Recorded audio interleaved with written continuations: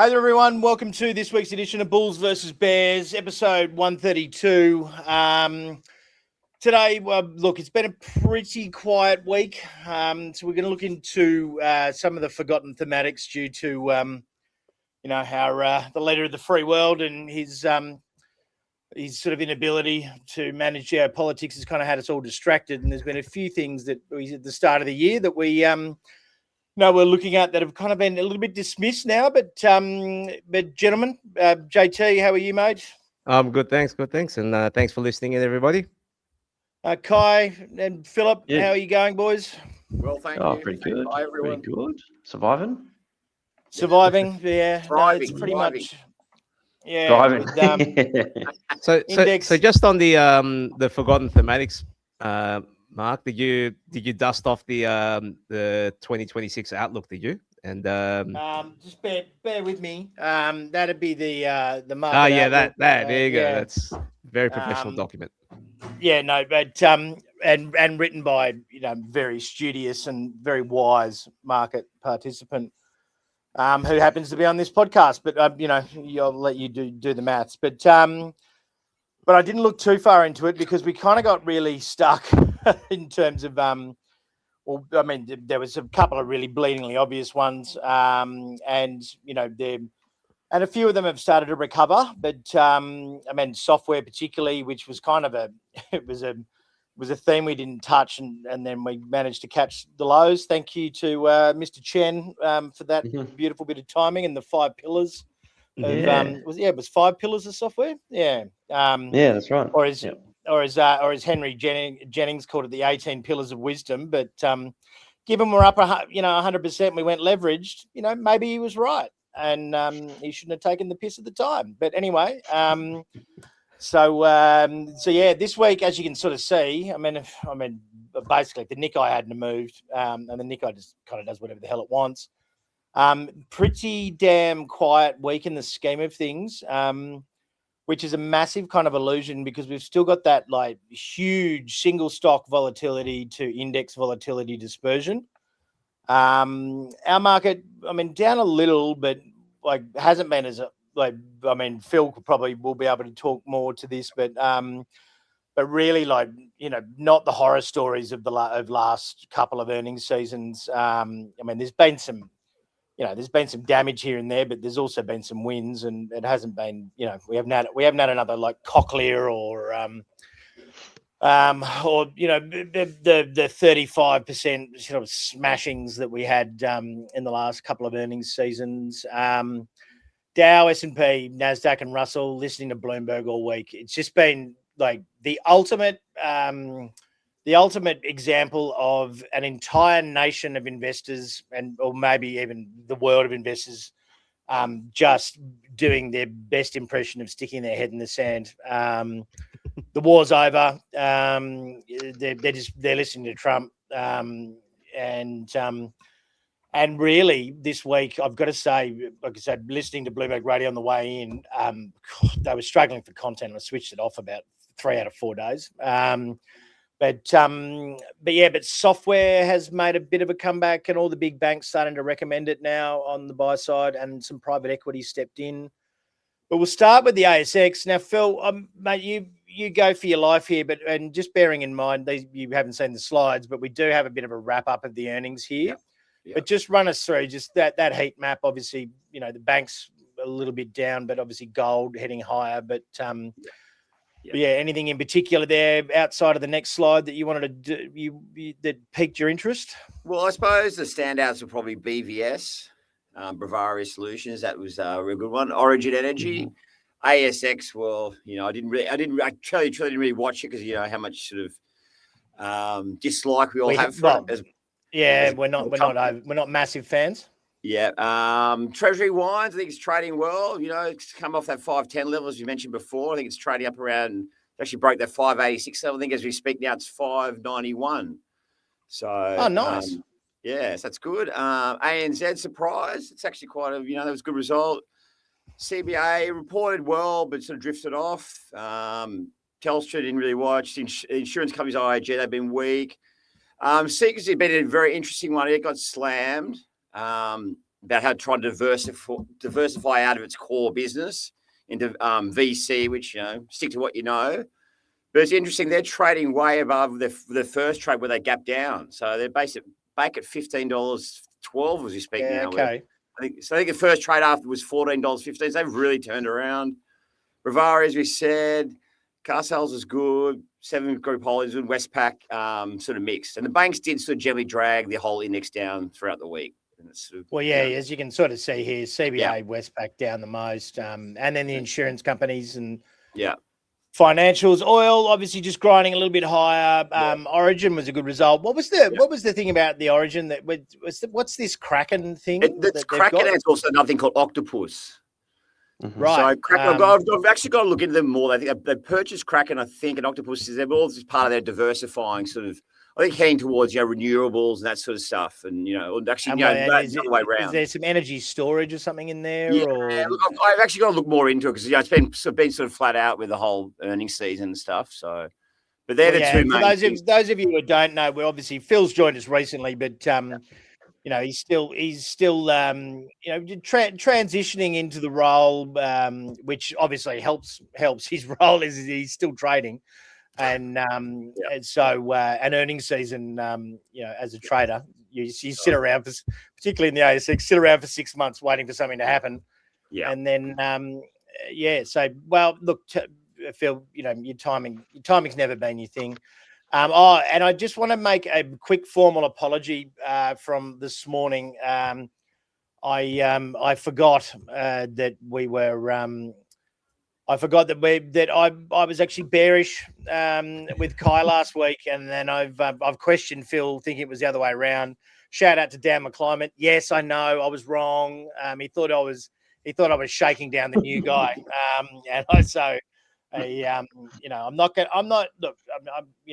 to do politician, standing at a lectern sort of formal apology, but every now and then I get things wrong.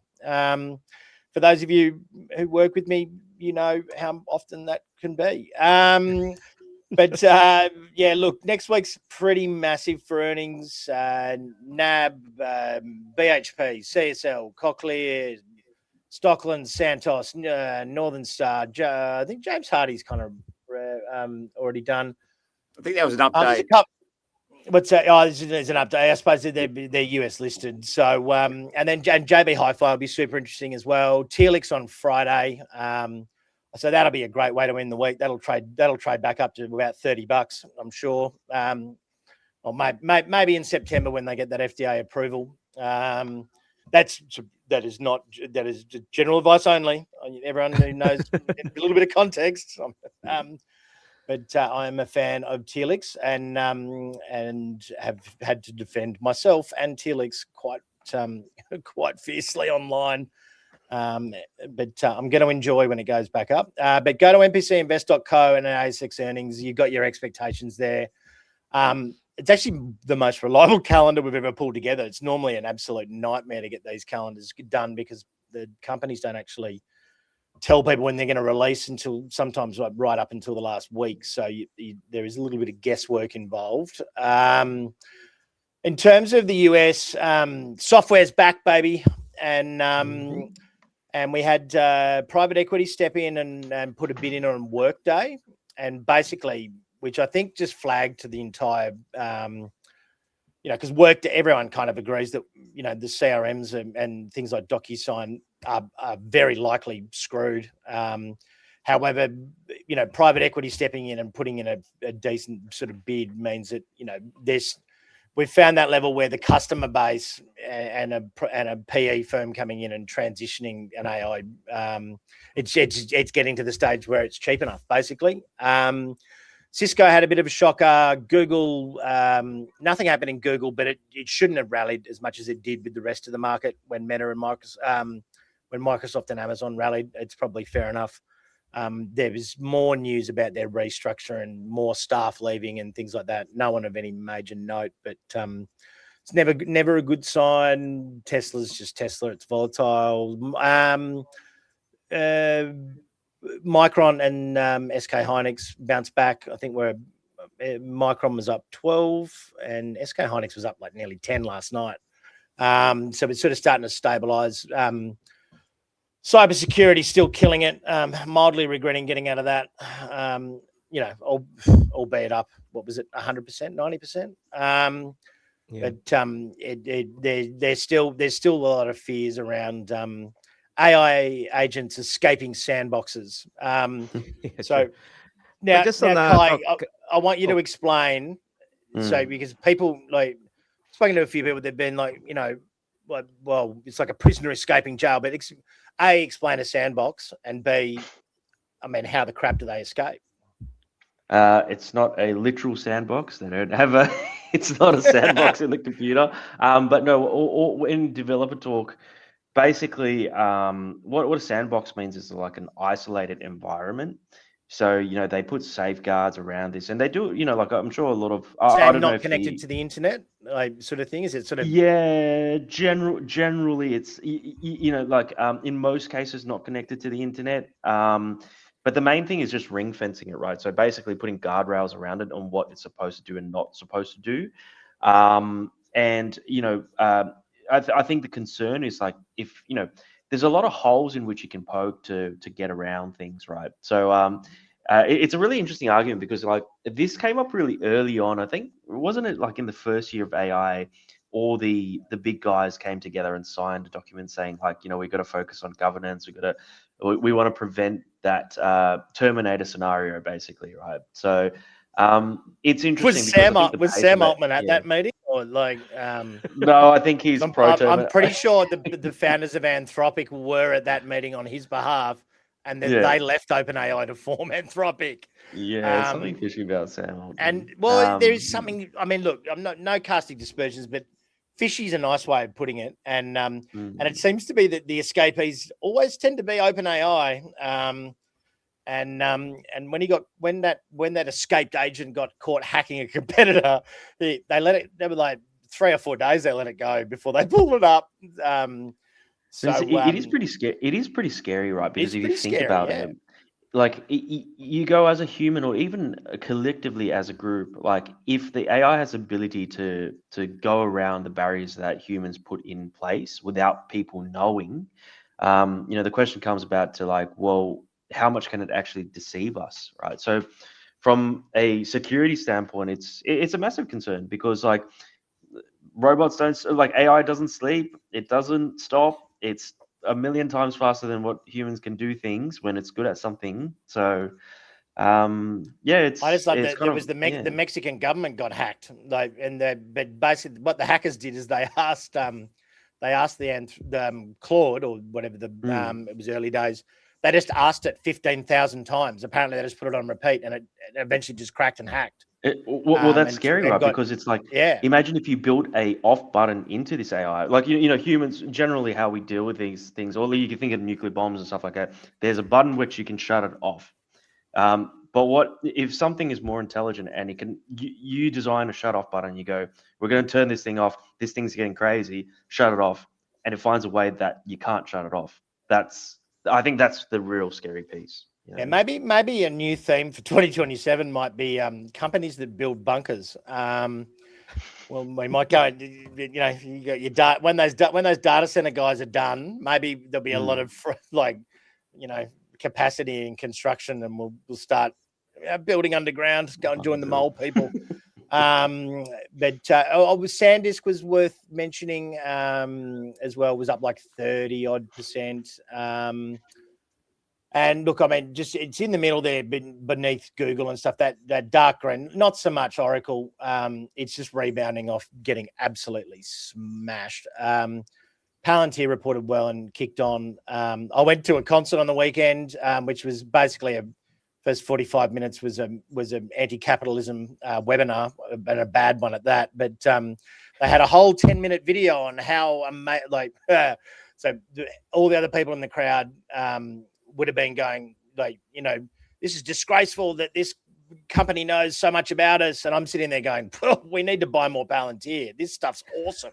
And I'm pretty sure I was the only person in the room. I may have got lynched if I'd mentioned if I'd mentioned buy recommendation on at the time. But a pretty comprehensive presentation, and it showed how many satellites they've got and how they can identify human emotion, and basically via CCTV and see people and say like they're having a fight, they're happy, they're not like, and I'm like, I kind of knew Big Brother was watching. I just didn't know like how closely and how accurate he was. But yeah, so it was a bit of a weird experience in terms of that. But that's kind of your general movements over the course of the week. Cerebrus we've covered before with the big pizza-sized chips, which are apparently in production. But JT, before I ask Kai that question, you were going to say something, and I interrupted. No, sorry. So you just mentioned private equity with that bid for Workday. One of the more, well, it's not quite interesting, but there was a bid for Cleanaway this week as well on the ASX. So that's just another, vote for private credit at the moment, because here on the ASX, there's just no action at the moment. So what do you call them? The mid-level fund managers, they're just not putting any money to work in these mid-sized companies. And what you'll see is, I think there's just going to be more of these companies get picked off. Now, Cleanaway, I haven't looked at the PEs or, comparable PEs around the world, but, it's garbage. Like, it's one of those boring businesses, but it's an essential utility. So Workday's garbage as well. It's a bit more so exactly. Quality of its product, but just generally, I think, if there isn't more excitement here in the ASX, there's just going to be more of that, where a lot of companies just get bought up by private equity or go private themselves, because there's no extra capital being bought into their ecosystems through listed entities. So I think as we say, we're not big fans of ASX, and they're going to have to lift up their game if they want to keep more stocks listed here. So interesting development. They've got Sharon AI, they've got Firmus, and they've got Glencore, which is and Sharon AI cracks me up. Like that is the most Australian AI name for an AI in history. Like apart from maybe Karen AI, which just criticizes you all the time. Maybe shout out to my mum, Karen. But yeah, I did a bit of work on this actually, because someone else got to take fleet management, fleet partners as well. No, so they were trading it. So and Reuters asked for comment this week, and they were saying, like, why is there so many bids for this? And I went, well, on a global scale, it's still trading at like a 30% discount to the average PE of a company of this kind. And then we've got Johns Ling, Insignia, Costa Group, Steadfast, and now Cleanaway. Basically, they're not being valued at proper valuations. No fund managers are bothering to support it. And look, and I'm going to point the finger at you listeners out there as well. Keep buying bloody ETFs, and then the passive flow. If everyone just keeps buying ETFs like they do in Australia, basically CBA and BHP will be overvalued forever, and everything else is going to be undervalued. And then we're just going to be a private equity, like we're just going to be the market where private equity comes in and just laughs at us for giving away high quality businesses.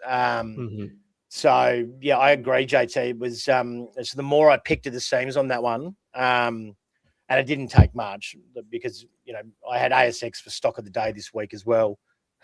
And there is green shoots, and I will stand by the fact that as long as they get the old guard out, and then they are held to this culture change, and they start promoting and getting these extra pipelines of new listings, and we start improving the actual stock market, not the volume of the stock market via passive flows, then I'll definitely be happy to eat my words, change my tune. But at the moment, we're still on like 1990s, and I'm not exaggerating, 1990s T+2 settlement system. And but they did get they did get a successful on-time test of the next system as clearing system or settlement system in back in April, May as well. So fingers crossed that it's better, because we want the market to be better. But but we've obviously got, in the meantime, we've got access to this stuff. So notable mention would be CoreWeave, that was up 19%. Nebius, which was up 30%, and Iron was up 10 in sympathy, but just one of my little hunches leading into this earnings season, that data center as a service, and which it seems to be continuing. And Iron doesn't report for another month or so, but was an Australian company, could have listed here, but it just delivered a data center for Microsoft in Tennessee. So, but it's all renewables, and doesn't muck with the grid. Kind of gone through this. We've got like employment, wage cost index and stuff like that in Australia. Not much in the US next week. FOMC minutes, and we've got Jackson Hole. Not next week. The week after.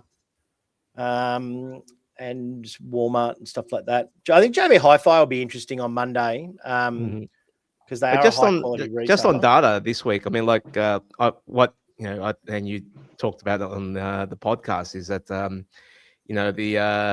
market's interpretation of the inflation data that they said. I forgot. Yeah, it's actually softer, and they found a way to rally into that. When you look at the top line, you're like, hang on, that when I saw the number, I'm like, hang on, that's pretty high. But hey, it beat expectations. But I guess the market's just looking for any excuse to buy at the moment. It's up. The last 2 weeks it's been up a grand total of like 0.5% or 0.4 or something. But the fact that it's even here.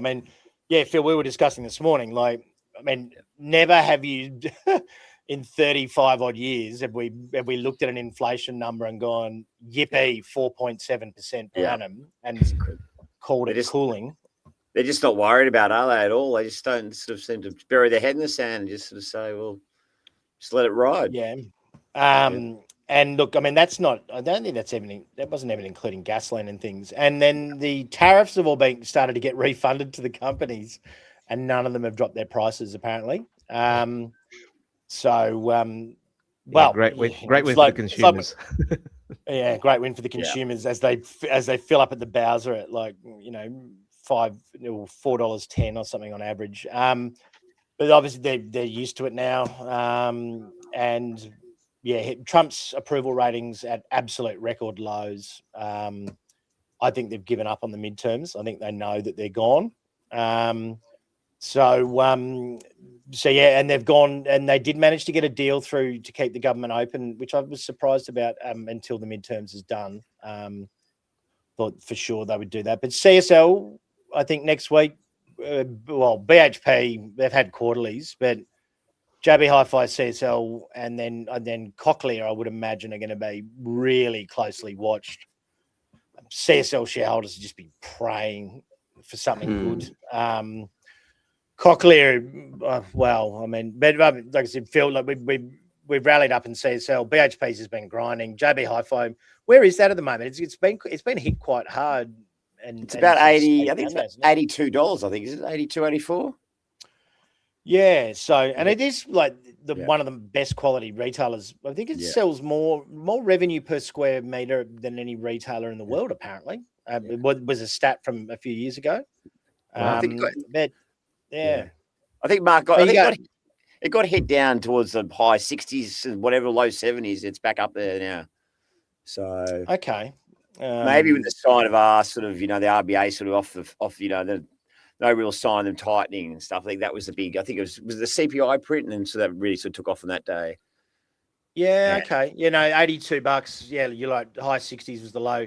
Bang on the underside of the 200-day moving average, actually. That I've got to say that I don't mind that chart. It looks pretty nice, but, I don't think they'll be pretty big. Like Cochlear as well is everyone will just be praying that they don't report badly. And CSL, if they could just get out of their own way and hopefully they get a little bit of pickup in the vaccine stuff and look a little bit more clarity, it might head back higher.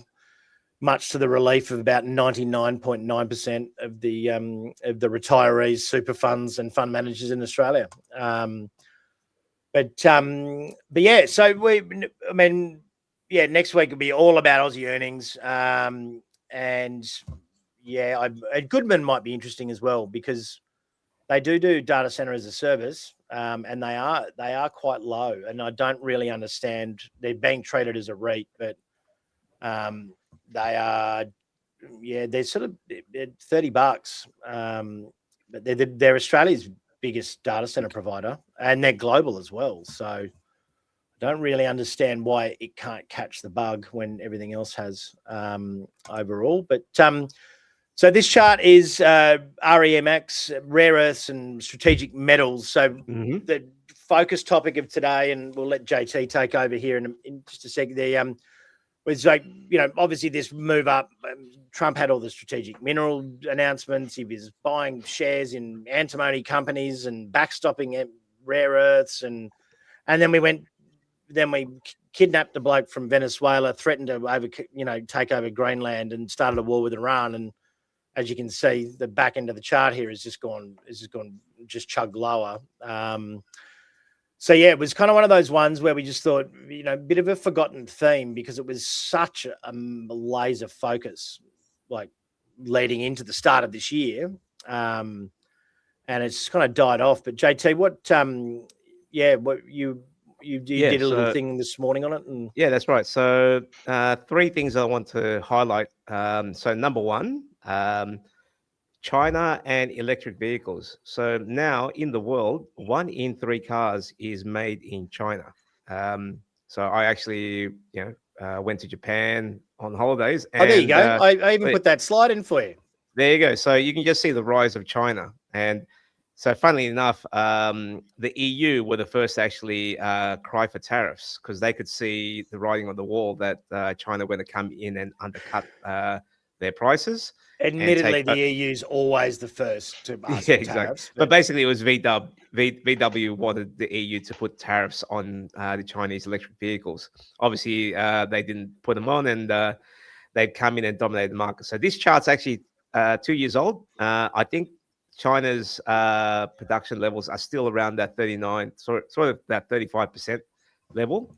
So basically, 1 in 3 cars are made in China now. And if you look at the quality and the bang for buck they're getting, like it's a very, very compelling argument that they have. So obviously, rare earths, it's all about the electrification, electric vehicles, and China has a stranglehold on rare earths. So because rare earths have fallen back, I think it's 41% from the highs and bounce maybe 10%. Good level to get long here. And obviously, so that's one thematic. Well, that's not the chart there. The other thematic is... So I think it was 40% or thereabouts down, or around about 112 down to 64. It bounced back, and it's just sort of drifting lower. I'm assuming that's the 200-day moving average in the middle. Yeah, but exactly. So you're getting 4-to-1 leverage on this actual ETF itself. So the second point I want to make is just the amount of capex there is. Like we talk about the AI data center boom. I actually put a graphic in the video I put in. So Meta is building a data center called Hyperion, and someone put the graphic of the size of Hyperion. It's actually pretty much the size of Manhattan. Now, it's not being built in Manhattan, it's being built in Louisiana, but it just shows you the enormity of, and that's just one of the hyperscalers data centers. So it just shows you the amount of capex that's going into this, and just the amount of materials that will take, the amount of energy that will take, that fuels that sort of commodity super cycle boom.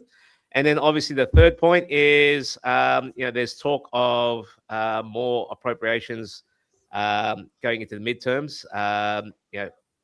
In the first part of the boom for the rare earths, the Department of Defense instructed the White House to actually try and secure more in-house supplies of rare earths. And so, I think there'll be more of that over the next few months going into the midterm. So, 3 things that could really, really make this rare earths market boom. As you said, it's a forgotten thematic, but still quite critical to the build out of future technology. So unfortunately, so just quickly, because that was a slide I forgot to put on. There you go. So that's the Hyperion data center, and mind you, this is just Meta's data center. So obviously, Elon's got his massive one. Google they're spending $40 billion in Texas. Amazon Web have a new data center planned out. So it's just the amount of resources and minerals, and it's just enormous, the amount of capex that's already on their books and planned to be spent over the next few financial years. So yeah, I just think commodities should do well in this. And as first port of call, we think the rare earths is a good place to get started. So that's the structured product that we have on offer. 4-to-1 leverage on that REMX index. So yeah, get on board. Yeah, so we were looking at buying the REMX ETF anyway, and it was one of those things. It's quite a volatile trade, and so we got a price basically, and a little bit of what's called volatility targeting, which kind of adjusts how much you participate. And it does have a bit of a history of grinding higher, as you can kind of see. What you don't want with volatility targeting is like big V-shaped moves, because you might not participate in the sharp upturn as much. Like you're still minimum 70% participation. But what it does is it dramatically decreases the cost of the strategy. So that 24K for 100K exposure, if we were just to do a normal structured product, it's nearly double that. And then at that point, you're going, well, we'll just do the 2 times ETF if there is one on this. But then obviously, then you're wearing that to the down, that leverage to the downside as well. So this one, you put your 24% of notional in, or 24K for 100K, get that 4.16 leverage. You got it for 2 years, and then I think we're still about 35% from that record high. So realistically, you can't lose any. You've effectively got 24% of the notional is your maximum loss. So if Trump and China decide, we're highly unlikely, but decide to hold hands and sing Kumbaya, this might fall away. So you probably want to have a bit of and they do have a rich history in manipulating it, these markets. So you want that cap to the downside. But once it makes up that initial 24%, which is still below these, you've got 4-to-1 leverage there. So it really is it's just a good capital efficient way to do things, instead of having to allocate money to it and worry about it and all that sort of thing. I think that REMX, as I say, it's got Albemarle, PLS, Linus, few Chinese ones in there as well, MP Materials. So that we were sort of looking at, which one do we pick, and blah blah blah, and in the end, it was a little bit easier just to go with the ETF at this point, because it's pulled back, and we largely like most of those companies, and we can't really get access to those Chinese companies, and I think it's important to have them in there. Overall. But another one which I've very clearly forgotten to do the slides for as well was the other thematic. I mean, uranium's another one. But we're sort of more liking the technology there, or SMRs and things like that. Again, super patchy, and it could be a bit of a winner takes all scenario. They haven't really pulled back a huge amount. And robotics as well was one that we're looking at. But Kai, we're Tuesday week we're doing a webinar. It's we're the sort of phase 2, the AI enablers, and sort of going beyond the data center thing, because I sort of wrote an article I'm going to publish on Livewire, but it's like we've all heard enough about. I love Jensen. I love NVIDIA. It was great, but we've heard every fund manager in the world, sing his praises and blah blah blah. The fact is, the stock's kind of gone nowhere. But I think with that, given the semiconductor correction, right, it's that's kind of a pretty big signal, in the sense, like, I think it's time we moved on from the base layer and the hardware, because it's all, like, I'm not saying that the chips won't go up. I still think the chips will have a positive trend.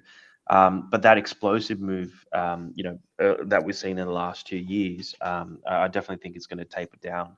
But that gives rise to kind of what the opportunity is, and I guess the buzzy word is Neocloud, the new cloud.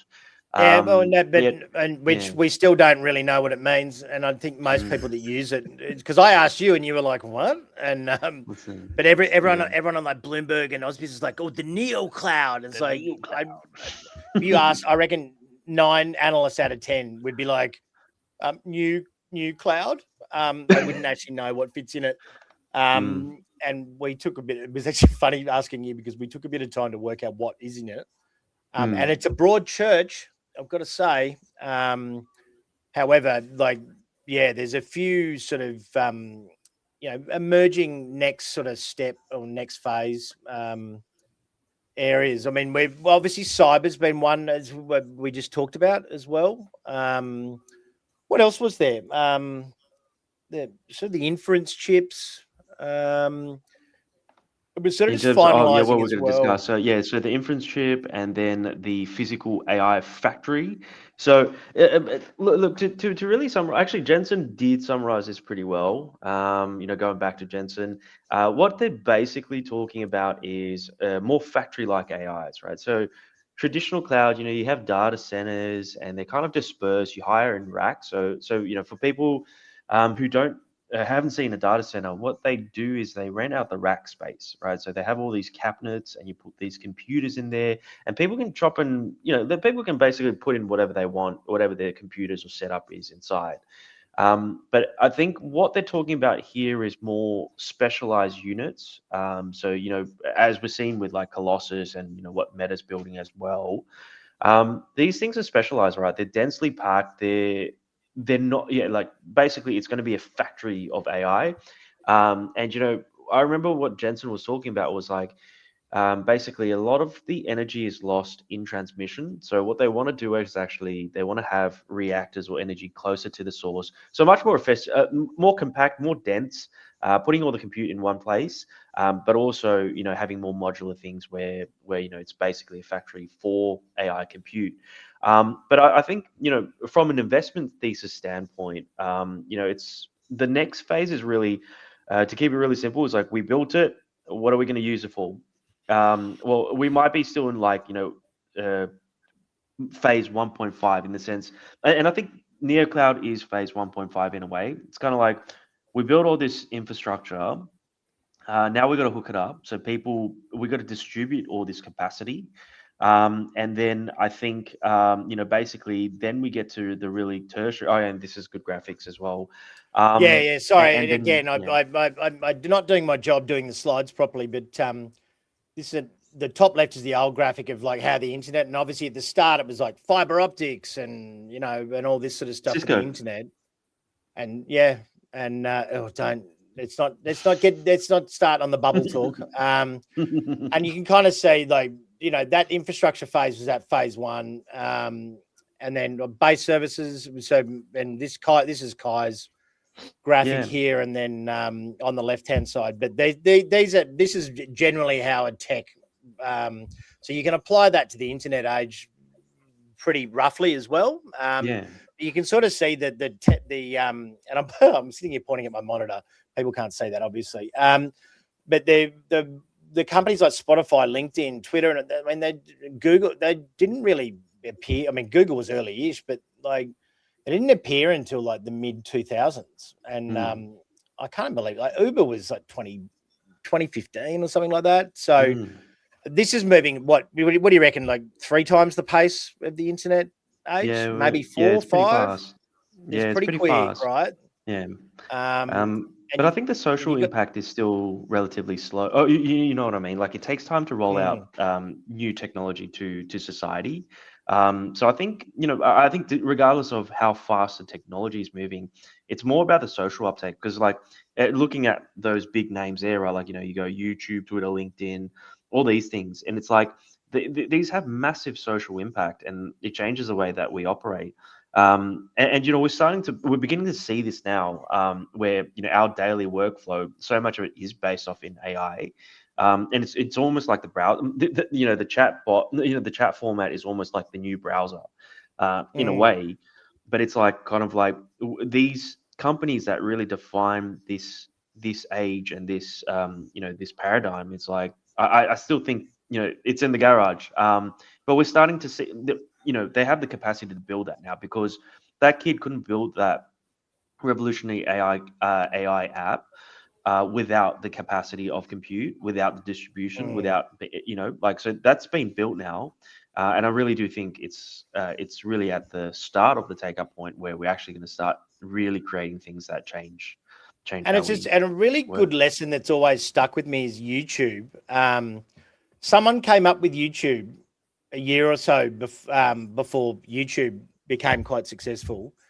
And the difference was the rollout of broadband in the US. So like the bottom line is you can have in YouTube, God knows how much Google paid for YouTube. I can't remember, but look, Instagram got taken over for $1 billion and everyone thought it was insane at the time. But you got to be really careful with the getting on board the end use winners too early in this, because you could end up backing a YouTube, go broke, and then watch your idea. How awful would it have been for the people that came up with that and then watched YouTube get sold to Google? Oh dear. I don't know. I wouldn't be able to handle it. But but we're sort of trying to apply those lessons from the past. And look at the top left-hand corner of the survivors: IBM, Intel, Microsoft, Nvidia. There's those one, and I guess Google goes up into that top left square now, but and probably a couple of others, but I guess the Anthropics and the OpenAIs are the Google, the Amazon of this phase, and they probably will survive. And then and then we sort of think those Neoclouds, particularly, you were saying, like the apps, it's easier to write an app. You don't need the infrastructure and money of a full team. Well, you think about this, and then you can host it on a cloud. Oh, you think about this, and the argument that SaaSpocalypse, it does kind of have a point in a way, because I'm sure most people kind of relate to this. Back in the days, if you wanted to create a customized dashboard app, it is such a task, and you're required to hire X amount of devs. I think in this age, every person could develop their own app, right? So look at me, I'm a junior developer. Phil's coding, and head of coding. He's sitting here the other day going, I've got to get under, and I looked at him and was like, known you for 34 years. This is not where I thought we would end up. But I've got to say,